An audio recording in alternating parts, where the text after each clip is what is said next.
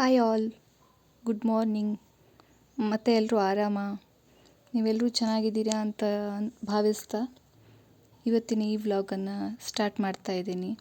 ನನ್ನ morning routine start ಆಗೋದೇ ಬೆಳಿಗ್ಗೆ ಎದ್ದ ತಕ್ಷಣ ನಾನು ಮಾಡ್ಕೊಂಡಿರುವಂತಹ ಪುಟ್ಟ ಗಾರ್ಡನ್ ನೋಡಿ, ಅಲ್ಲಿ ಬಿಟ್ಟಿರುವಂತಹ ಹೂವುಗಳನ್ನು ನೋಡಿಕೊಂಡು ನೀರೆಲ್ಲ ಹಾಕಿ ಪೋಷಣೆ ಮಾಡಿ ಸ್ವಲ್ಪ ಎಲ್ಲನೂ ಮಾತಾಡಿಸ್ಕೊಂಡು ಬಂದರೆ ಮಾತ್ರ ನನಗೆ ಬೆಳಿಗ್ಗೆ ಖುಷಿ ಅಂತ ಅನಿಸುತ್ತೆ. ಮಾರ್ನಿಂಗ್ ರುಟೀನ್ ಯಾವತ್ತಿದ್ರೂ ಹ್ಯಾಪಿ ಮೂಡಿಂದ ಸ್ಟಾರ್ಟ್ ಆಯ್ತಂತಂದರೆ ಹೋಲ್ ಡೇ ಕೂಡ ಚೆನ್ನಾಗೇ ಇರುತ್ತೆ. So first impression is best impression ಅಂತಾರಲ್ಲ, ಹಾಗೆಯೇ ಈ ವ್ಲಾಗನ್ನು ನೋಡ್ತಿರುವಂತಹ ಯಾರೇ ವೀಕ್ಷಕರಾದ್ರೂ ಕೂಡ ಹೊಸಬರಾಗಿದ್ದರೆ ಪ್ಲೀಸ್ ನನ್ನ ಈ ಯೂಟ್ಯೂಬ್ ಚಾನಲನ್ನು ಸಬ್ಸ್ಕ್ರೈಬ್ ಮಾಡ್ಕೊಂಡು ನೋಡಿ. ಮತ್ತು ಬೆಲ್ ಐಕಾನನ್ನು ಪ್ರೆಸ್ ಮಾಡಿ, ಯಾಕಂತಂದರೆ ನಾನು ಹಾಕುವಂಥ ಪ್ರತಿ ವಿಡಿಯೋನೂ ನಿಮಗೆ ಮೊದಲಿಗದಾಗಿ ನಿಮಗೆ ನೋಟಿಫಿಕೇಷನ್ ಆಗಿ ಬರುತ್ತೆ. ಸೊ ಅದನ್ನೆಲ್ಲನೂ ನೀವು ನೋಡ್ಕೊಳ್ಬೋದು.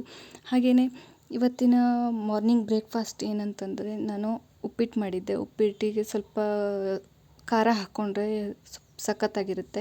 ಜೊತೆಗೆ ಬರೀ ಉಪ್ಪಿಟ್ಟು ಅಷ್ಟೇ ತಿಂದರೆ ಮಾರ್ನಿಂಗ್ ಬ್ರೇಕ್ಫಾಸ್ಟ್ ಏನು ಫುಲ್ಫಿಲ್ ಆಗೋದಿಲ್ಲ. ಜೊತೆಗೆ ಪ್ರೋಟೀನ್ ಮತ್ತು ಫೈಬರ್ ಕಂಟೆಂಟ್ ಕೂಡ ಇರಬೇಕಲ್ವ.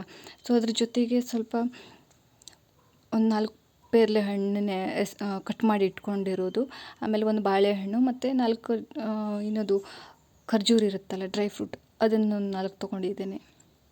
ಸೊ ಇಷ್ಟು ಎಲ್ಲ ಇರೋದ್ರಿಂದ ಸೊ ಇದು ಹೋಲ್ ಫುಡ್ ಏನಿದೆ ಅಲ್ಲ, ಇದು ಕ್ವಾಲಿಟಿಯಾಗಿರುತ್ತೆ. ಸೊ ನಮ್ಗೆ ಹೋಲ್ ಡೇ ಎನರ್ಜಿಟಿಕ್ ಆಗಿ ಯಾವುದೇ ವರ್ಕ್ ಮಾಡಿದ್ರೂ ಸುಸ್ತಾಗೋದಿಲ್ಲ, ಏನೂ ಇಲ್ಲ. ಮಾರ್ನಿಂಗ್ ಫುಡ್ ಏನು ಚೆನ್ನಾಗಿ ತೊಗೋತೀವಲ್ಲ, ಅದೇ ಇಂಪಾರ್ಟೆಂಟ್ ಆಗಿರುತ್ತೆ. ಜೊತೆಗೆ ಟೀ ಒಂದು ಮಾಡ್ಕೊಂಡಿದ್ದೇನೆ.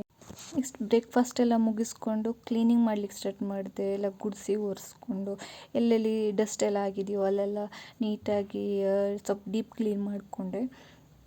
ಹಾಗೆಯೇ ಇವತ್ತು ನಾನು ನಿಮ್ಮ ಹತ್ರ ಒಂದು ವಿಷಯನ ಶೇರ್ ಮಾಡ್ಕೊಳ್ಬೇಕಂತಂದೆ ಅಂದ್ಕೊಂಡಿದ್ದೀನಿ ನಾನು. ಯಾಕಂದರೆ ಈಗ ರೀಸೆಂಟಾಗಿ ಕರೆಂಟ್ ಸಿಚುವೇಶನ್ ಏನಿದೆ ಅಲ್ಲ, ನೀಟ್ ಆಸ್ಪಿರೆಂಟ್ಸ್ 21 ಜನ ವಿದ್ಯಾರ್ಥಿಗಳು ಏನು ಸಾವನ್ನಪ್ಪಿದಾರಲ್ಲ, ಅವರ ಸಾವಿಗೆ ಒಂದು ನ್ಯಾಯ ಸಿಗಬೇಕು ಅಂತಂದರೆ ಈ ವ್ಯವಸ್ಥೆ ಚೇಂಜ್ ಆಗಬೇಕು.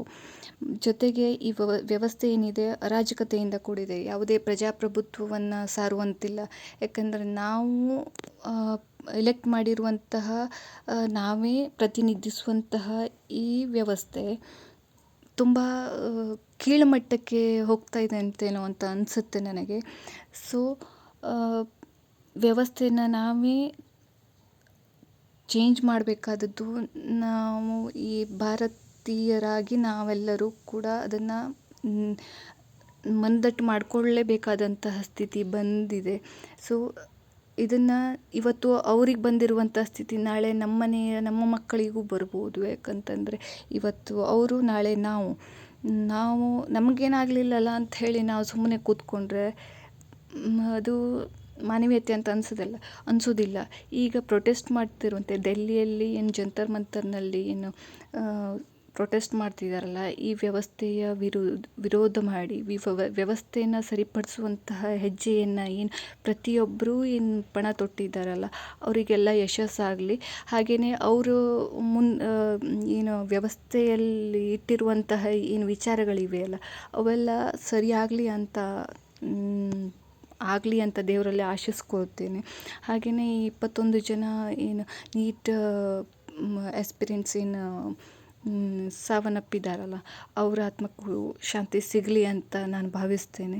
ಸೊ ಈ ಥರದ ವ್ಯವಸ್ಥೆ ಇನ್ನು ಮುಂದೆ ಬರದೇ ಇರಲಿ, ನಮ್ಮ ದೇಶಕ್ಕೆ ಈ ಥರದ ಸ್ಥಿತಿ ಯಾರಿಗೂ ಬೇಡ, ಇನ್ನು ಮುಂದೆ ಬರದೇ ಇರಲಿ. ಅದೇ ಥರ ನಾವು ಕೂಡ ಈ ಭಾರತೀಯರೆಲ್ಲರೂ ಈ ವ್ಯವಸ್ಥೆನ ಯಾವ ರೀತಿ ಚುರುಕಾಗಿ ಯಾವ ರೀತಿ ತಗೊಂಡು ಹೋಗಬೇಕು, ಒಬ್ಬ ಜನನಾಯಕನನ್ನಾಗಲಿ ಯಾರೇ ಯಾವುದೇ ವ್ಯವಸ್ಥೆಯನ್ನು ಸರಿಪಡಿಸ್ಬೇಕಂತಂದರೆ ಮೊದಲಿಗೆ ನಾವು ವಿಚಾರವಂತರಾಗಬೇಕು, ಕೂಲಂಕುಷವಾಗಿ ವಿಚಾರ ಮಾಡಬೇಕು. ಹಾಗೆ ಮಾಡಿದಾಗ ಪ್ರಶ್ನೆ ಮಾಡಬೇಕು. ಯಾವ ವ್ಯಕ್ತಿ ಪ್ರಶ್ನೆ ಮಾಡ್ತಾನಲ್ಲ ಅಂದಾಗ ಮಾತ್ರ ಅವನು ಬದುಕಿದ್ದಾನೆ ಅಂತ ಅರ್ಥ. ಸೊ ತುಂಬ ದೊಡ್ಡದಾಗಿ ಏನೂ ಮಾಡಬೇಕಂತಿಲ್ಲ. ಒಂದು ಸಣ್ಣ ಪ್ರಶ್ನೆ ಎತ್ತಿದ್ರೂ ಸಾಕು ಅಷ್ಟೇ. ಅದೊಂದು ಮುಂದಿನ ಭವಿಷ್ಯದ ಬದಲಾವಣೆ ತರ್ಕೊಳ್ಳಿಕ್ಕೆ ಒಂದು ಸಣ್ಣ ಇಂಬು ಕೊಟ್ಟಂಗಾದರೂ ಆಗ್ತದೆ ಅನ್ನೋದು ನನ್ನ ವಿಚಾರ. ಸೊ ಇದನ್ನು ಪರ್ಸ್ನಲಾಗಿ ತೊಗೋಬೇಡಿ. ಸೊ ನಾನು ಒಂದು ಸಾಮಾಜಿಕವಾಗಿ ಒಂದು ಕಳಕಳಿಯನ್ನು ಇಟ್ಕೊಂಡು ವಿಚಾರ ನನಗೆ ಮಾತಾಡಬೇಕು ಅಂತ ಅನ್ನಿಸ್ತು. ಸೊ ಹಾಗಾಗಿ ಮಾತಾಡಿದೆ. ದೆನ್ ವಾಪಸ್ ಈ ವ್ಲಾಗಿಗೆ ಬರೋದಾದರೆ, ಎಲ್ಲ ಫುಲ್ ಕ್ಲೀನ್ ಎಲ್ಲ ಮಾಡಿಕೊಂಡೆ. ಯಾಕಂತಂದರೆ ಮನೆ ಕ್ಲೀನಾಗಿದ್ದರೆ ಮಾತ್ರ ಮನಸ್ಸು ಕೂಡ ಸಮಾಧಾನದಿಂದಿರುತ್ತೆ. ಫಸ್ಟು ಎಲ್ಲ ಡೀಪ್ ಕ್ಲೀನಾಗಿ ಎಲ್ಲ ಮನೆಯನ್ನು ಗುಡಿಸಿ ಒರೆಸಿ, ಹಾಗೆಯೇ ಕಂಪ್ಯೂಟ್ರ್ ಏನು ಕೀಬೋರ್ಡ್ ಸೆಕ್ಷನಲ್ಲೆಲ್ಲ ಫುಲ್ಲು ಡಸ್ಟೆಲ್ಲ ಆಗಿತ್ತು. ಯಾಕಂದರೆ ರೋಡ್ ಸೈಡೇ ಮನೆ ಇರೋದ್ರಿಂದ ಎಲ್ಲ ಗಾಡಿಗಳೆಲ್ಲ ಅಡ್ಡಾಡೋದ್ರಿಂದ ಯೂಶ್ವಲಿ ಏನು ಡಸ್ಟೆಲ್ಲ ಒಳಗೆ ಬಂದೇ ಬಿಟ್ಟಿರುತ್ತೆ. ಡೈಲಿ ಈ ಥರ ಕ್ಲೀನ್ ಮಾಡಿಕೊಂಡ್ರೆ ಮಾತ್ರ ಸ್ವಲ್ಪ ಸಮಾಧಾನ ಆಗಿರುತ್ತೆ. ಹಾಗೆಯೇ ಆಮೇಲೆ ಸ್ನಾನ ಮಾಡಿಬಿಟ್ಟು ದೇವರಿಗೇನು ದೇವ್ರ ಪೂಜೆಯನ್ನು ಮಾಡಿಕೊಂಡೆ. ನಮ್ಮ ಗಾರ್ಡನಲ್ಲೇ ಆಗಿರುವಂಥ ಹೂಗಳನ್ನು ತೊಗೊಂಡು ಬಂದೇ ದೇವರಿಗೆ ನಾನು ಡೈಲಿ ಹೂವು ನೆಡೋದು. ಸೊ ತುಂಬ ಖುಷಿ ಅನಿಸುತ್ತೆ. ಯಾಕಂದರೆ ಮಾರ್ಕೆಟಿಗೆ ಹೋಗಿ ರೊಕ್ಕ ಕೊಟ್ಟು ಏನೋ ನಾವು ಹೂಗಳನ್ನು ತರ್ಬೋದು. ಬಟ್ ನಾವೇ ಬೆಳೆಸಿರುವಂಥ ಹೂಗಳನ್ನು ದೇವರಿಗೆ ಅರ್ಪಣೆ ಮಾಡುವಾಗ ಅದರಲ್ಲಿರುವಂತಹ ಒಂಥರ ಮನಸ್ಸಿಗೆ ನೆಮ್ಮದಿ ಕೊಡೋದು ಮತ್ತು ಬೇರೆದ್ರಲ್ಲಿ ಸಿಗಲಿಕ್ಕಿಲ್ಲ ಅಂತ ಅನಿಸುತ್ತೆ. ನಿಮಗೂ ಕೂಡ ಹೀಗೆ ಅನಿಸಿದೆಯಾ? ಸೊ ಅನಿಸಿದ್ರೆ ಒಂದು ಸಲ ನನ್ನ ಈ ಕಮೆಂಟ್ ಸೆಕ್ಷನ್ನಲ್ಲಿ ಕಮೆಂಟ್ ಮಾಡಿ. ಸೊ ಪ್ರತಿದಿನವೂ ದೇವರಲ್ಲಿ ಒಂದು ಬೇಡ್ಕೊಳ್ಳೋದು ನಾನು ಏನಂತಂದರೆ, ದೇವರೇ ಎಲ್ರಿಗೂ ಒಳ್ಳೇದು ಮಾಡಪ್ಪ ಅಂತಲೂ ಫಸ್ಟ್ ಬೇಡ್ಕೊಳ್ಳೋದು. ಯಾಕಂದರೆ ಎಲ್ರಿಗೂ ಒಳ್ಳೇದು ಮಾಡಿ ಅಂಥೇಳಿ ನಾವೇನು ಯೂನಿವರ್ಸಿಗೆ ಬೇಡ್ಕೋತೀವಲ್ಲ, ಅದು ವಾಪಸ್ ನಮಗೆ ಬರುತ್ತೆ. ಅದು ನಿಮಗೆ ಸ್ವಾರ್ಥ ಅಂತ ಅನ್ನಿಸ್ಬೋದು. ಬಟ್ ಹೀಗೆ ಅಂದ್ಕೊಳ್ಳೋದ್ರಿಂದ ಏನೋ ಒಂಥರ ಮನಸ್ಸಿಗೆ ಸಮಾಧಾನ ಅಂತೂ ಆಗುತ್ತೆ. ಸೊ ಹಾಗೆ ದೇವ್ರ ಪೂಜೆ ಎಲ್ಲ ಮಾಡಿಕೊಂಡು ನೆಕ್ಸ್ಟ್ ಏನು ಮಧ್ಯಾಹ್ನ ಊಟ ಮಾಡಲಿಕ್ಕೇನು ರೆಡಿ ಮಾಡ್ಕೊಂಡೆ ನೋಡಿ, ಅದನ್ನೆಲ್ಲ ಮಾಡ್ಕೊಳ್ಳಿಕ್ಕೆ ಸ್ಟಾರ್ಟ್ ಮಾಡಿದೆ. ಸೊ ಇವತ್ತಿನ ರೂಟೀನ್ ಹೀಗಿತ್ತು ನೋಡಿ. ಸೊ ಅಡುಗೆಗೆಲ್ಲ ರೆಡಿ ಮಾಡ್ಕೊಂಡೆಲ್ಲ ಆಯಿತು. ಸೊ ಊಟ ಬಡಿಸ್ಬೇಕು. ಊಟಕ್ಕೆ ಇವತ್ತು ನಾರ್ಮಲಾಗಿ ನಾನು ಸಂಡೇ ಆಗಿರೋದ್ರಿಂದ ಚಿಕನ್ ಮಾಡಿದ್ದೆ. ಚಿಕನ್ ಕಬಾಬ್ ಮತ್ತು ಚಿಕನ್ ಸಾರು ಮಾಡಿದ್ದೆ. ಸೊ ಅದ್ರ ಜೊತೆಗೆ ಏನದು ಸೌತೆಕಾಯನ್ನು ಕಟ್ ಮಾಡಿಕೊಂಡು, ಆಮೇಲೆ ಉಳ್ಳಾಗಡ್ಡೆನ ಸ್ಲೈಸಾಗಿ ಕಟ್ ಮಾಡ್ಕೊಂಡಿದ್ದೆ. ಸ್ವಲ್ಪ ಇದ್ರ ಜೊತೆಗೆ ವೆಜ್ಜೀಸ್ ಇದ್ರೂ ಸ್ವಲ್ಪ ಚೆನ್ನಾಗಿರುತ್ತೆ ಅಂಥೇಳಿ ನೆಕ್ಸ್ಟ್ ಊಟ ಎಲ್ಲ ಮುಗಿಸ್ಕೊಂಡು ನನ್ನ ವೈಯಕ್ತಿಕ ಕೆಲಸಗಳನ್ನೆಲ್ಲ ಮುಗಿಸ್ಕೊಂಡೆ. ಸಂಜೆಗೆ ಸ್ವಲ್ಪ ಹೊರಗಡೆ ಕೆಲಸ ಇತ್ತಂತ ಹೇಳಿ ಹೋಗಲಿಕ್ಕೆ ವಿಚಾರ ಮಾಡಿದೆ. ಬಟ್ ಅಷ್ಟರಲ್ಲೇ ಮಳೆರಾಯ ಬಂದುಬಿಟ್ಟೆ. ಯಾಕಂದರೆ ಮಳೆ ಬಂತಂತಂದರೆ ಕೆಲವೊಬ್ಬರು ಬೈಕೋತಾರೆ. ನಾವು ಹಾಗೆ ಬೈಕೊಳ್ಳಬಾರ್ದು. ಯಾಕಂತಂದರೆ ಎಷ್ಟೋ ರೈತರ ಕನಸಾಗಿರುತ್ತೆ. ಸೊ ಇವತ್ತಿಗೆ ಈ ವ್ಲಾಗನ್ನು ಮುಗಿಸ್ತಾ ಇದ್ದೀನಿ. ಯಾರೆಲ್ಲ ಈ ವಿಡಿಯೋ ನೋಡ್ತಿದ್ದಾರೆ ಎಲ್ಲರಿಗೂ ಥ್ಯಾಂಕ್ ಯು.